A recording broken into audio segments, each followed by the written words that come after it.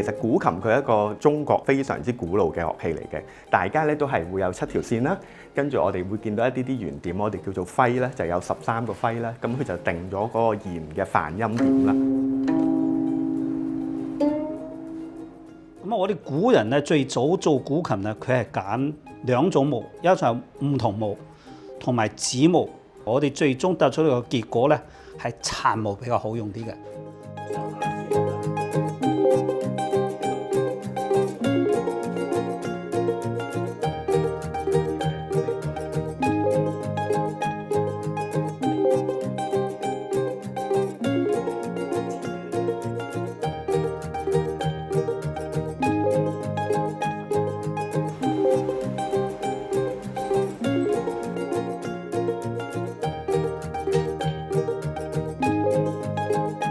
喺中國嚟講咧，目前比較流行嘅有4種木偶啦，包括有提線木偶啦，香港俗稱叫做扯線公仔啦。咁一個傳統嘅木偶嚟講，大約有16條嘅基本線啦。跟住咧，我就會根據個動作需要啦，去加或者去減咁樣啦。仲有一種木偶叫做象頭木偶啦，香港叫做揸頸木偶或者手托木偶啦，因為佢個手咧就係揸住喺呢個位。咁樣再一種木偶咧就掌中戲啦，俗稱叫做布袋戲啦。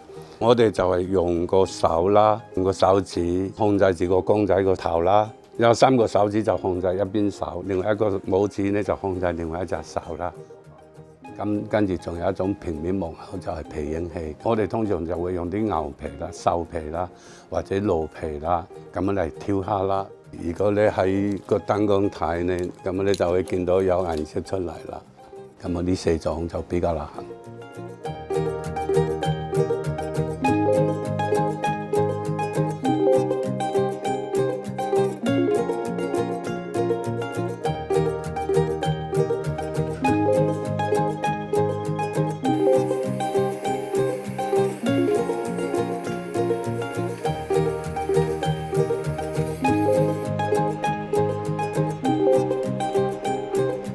如果打棉胎咧，嗰個棉花你打鬆佢嗰個鬆度啦，跟住咧就攞呢個磨盤就嚟磨佢。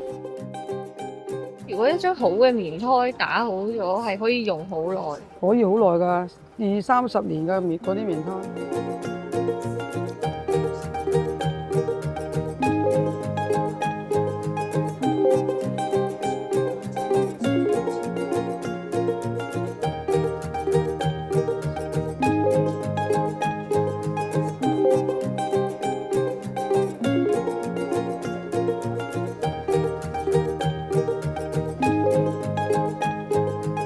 製作嘅材料通常就係砂紙，跟住有啲竹篾咯，同埋我哋用嘅白膠漿咯。揾咗個頭，即係知道自己整乜嘢先啦。然之後就紮個骨架出嚟啦，跟住咧就掹啲紙上去咯。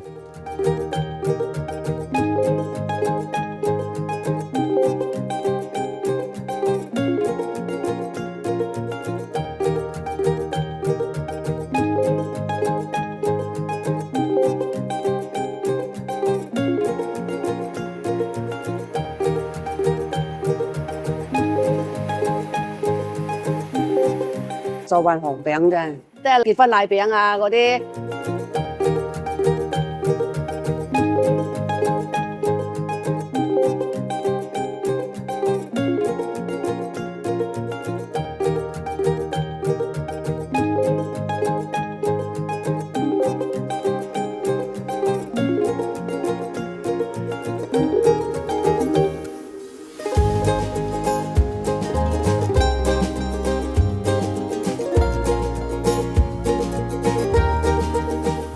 我哋最重要一種原材料就係黃豆嘅，第二樣咧就係一種凝固劑啦，就係石膏粉嘅，咁仲有水啦。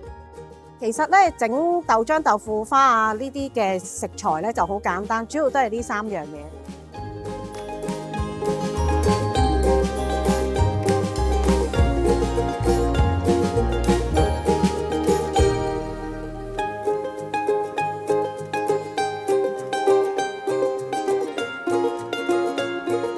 漫遊街角，細味日常中的非遺。